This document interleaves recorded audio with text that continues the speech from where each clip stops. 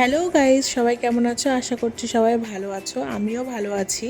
তো আজকে অনেক দিন পর একটা বড় ভিডিও আপলোড করছি। তোমরা সবাই অবশ্যই ভিডিওটা পুরোটা দেখো। যেমনটা কি তোমরা জানো, আমার বেটু তো সারা রাত ঘুমায় না, সেই জন্য সারা রাত জাগার পর আমার এই অবস্থা। মানে সারা রাতের থেকে এখনো অবধি ঘুমাতে পারিনি। সবে একটু বেটু ঘুমালো, দেখি এখন একটু ফ্রেশ হব, কিছু খাবো, তারপরে একটু ঘুমাবো। এখানে একটু বাইরে এসেছিলাম আর তারপর দেখছি বেটু কাঁদছে। দৌড়ে গিয়ে বেটুকে এদিকে উঠালাম, তো ওখানে এখন কাঁদছে।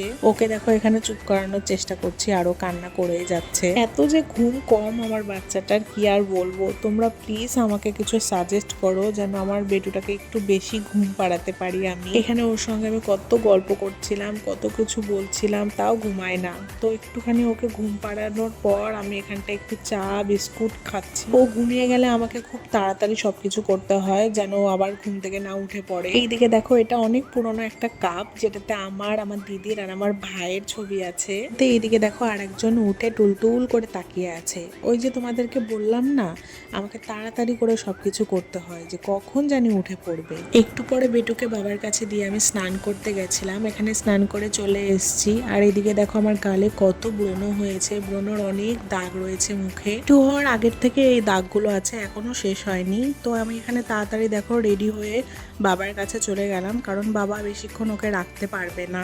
এইদিকে ও দাদুর কোলে ঘুরে খুব আনন্দ পাচ্ছে। ওকে ঘোরালেও খুব খুশি, আর কিচ্ছু চাই না। একটু পরে বিছানায় শুইয়ে রেখেছিলাম, অনেক খেলা করছিল। ওই দেখো কেমন হাত পা নাড়ানাড়ি করছে। ও ছোটোর থেকেই না এইভাবে হাত পা ছোড়াছুড়ি করে।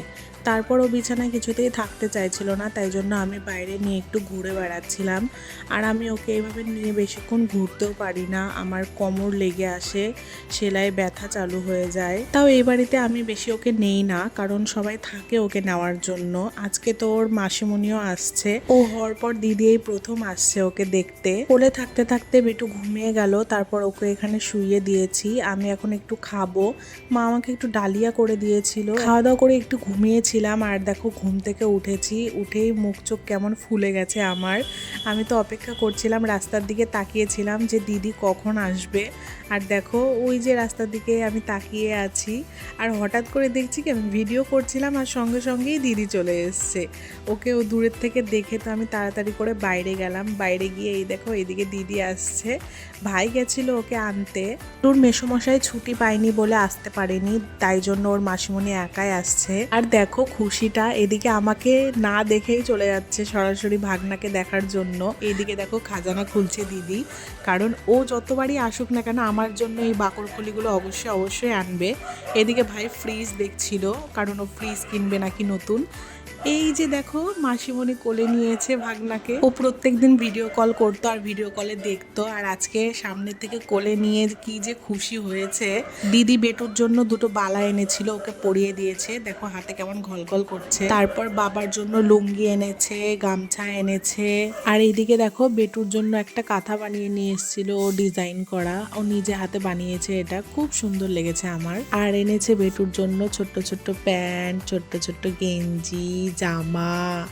ওর এই ছোট্ট ছোট্ট জিনিসগুলো দেখে আমার এত ভালো লাগছিল। এখানে একটা মেয়েদের মতো জামাও এনেছিল, বলছে এটা পরাবি ওকে। কেন জানি না, আমি অনেক লক্ষ্য করে দেখেছি প্রত্যেকটা ছেলে বাচ্চার মা ছোটবেলায় একবার না একবার হলেও মেয়েদের জামা পরাবেই। তোমরাও কি দেখেছো? দেখলে অবশ্যই কমেন্ট করে জানাবে। এইদিকে বিকেল হতে না হতেই আরেকজন চলে এসছে বেটুর সঙ্গে দেখা করতে। এখনো অবধি এই বাড়িতে আসার পর থেকে ওর বাবা একদিনও মিস করেনি ওকে দেখতে আসা। প্রত্যেক দিন বিকেল হলেই ওর বাবা চলে আসে।